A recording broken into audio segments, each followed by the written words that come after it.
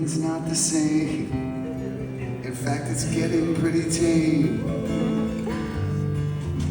It's just not that great anymore. Hold on, let me tell you why it's bad mess. Sorry, I'm not gonna embarrass you. I've never played this song with Jeff before. But I think he's heard it a couple of times here and there. So I'm like, you know this? He's like, no. And then he goes, what key? I'm like, C. Like, no problem. That's what's going on.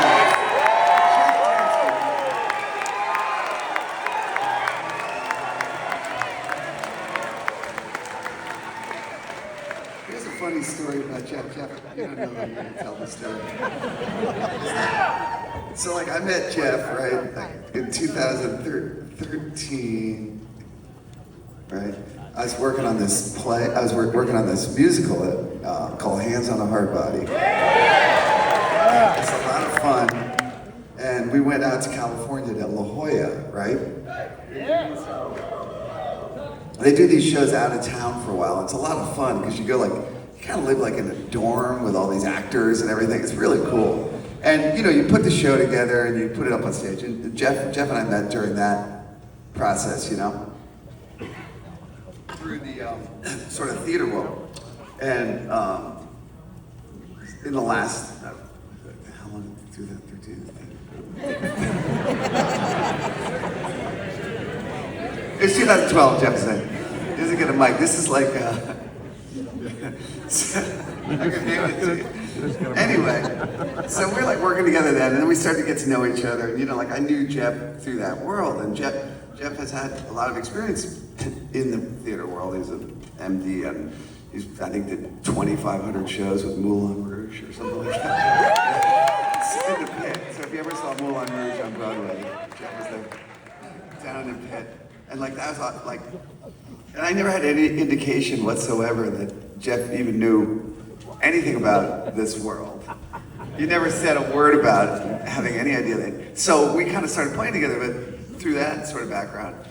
And that was, you know, my take on it was that Jeff had no idea who Fish was or who I was or anything like that, but that we got to know each other and played. Like we played together during COVID. Jeff and I locked ourselves in a room and played just hours and hours and hours. So we played together for, you know, years, many hours. We live near each other in the city, and it's like so much fun. And we've become like sparring partners, you know, on all these tunes. So he didn't know the tunes, but I didn't know that he had any, like never once said that he had any idea what any of this was. And then yesterday, 2 days ago, we played in Buffalo, right?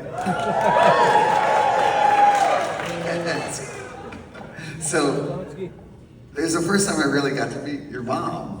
And I was like, yeah, Jeff didn't really know anything about fish. And then his mom said, we started laughing, sort of. And apparently, your sister was like a big Fish fan in the 90s. And then trying to convince you to listen to Fish. And anyway, his sister, when she was a senior in high school, went to Big Cypress, right? From Buffalo. Drove to Big Cypress from Buffalo. She's like a teenager, and your mom was telling me the story about how like she went out and looked in the car and it's like all full of beer and everything. And, like, and your sister was like, we're not gonna drink it. Because like she was underage and all this stuff. I don't know what else was in the car. Anyway, thank you, sister. But she tried to convince you and you weren't buying it? But now you're buying it? Okay, now you're buying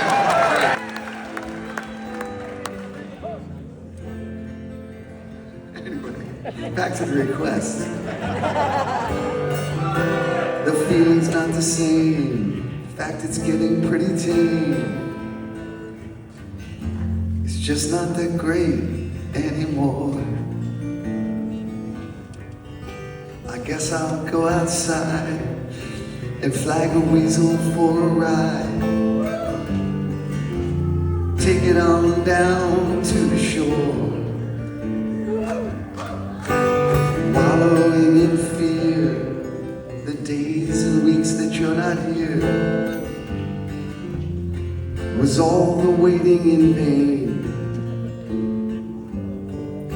The day that you arrived, my sleeping monkey is revived. But you sent him home on a train. Home on a train.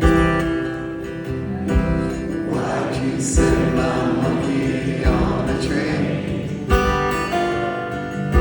The day that you arrived, my sleeping monkey is revived. But you sent him home on a train.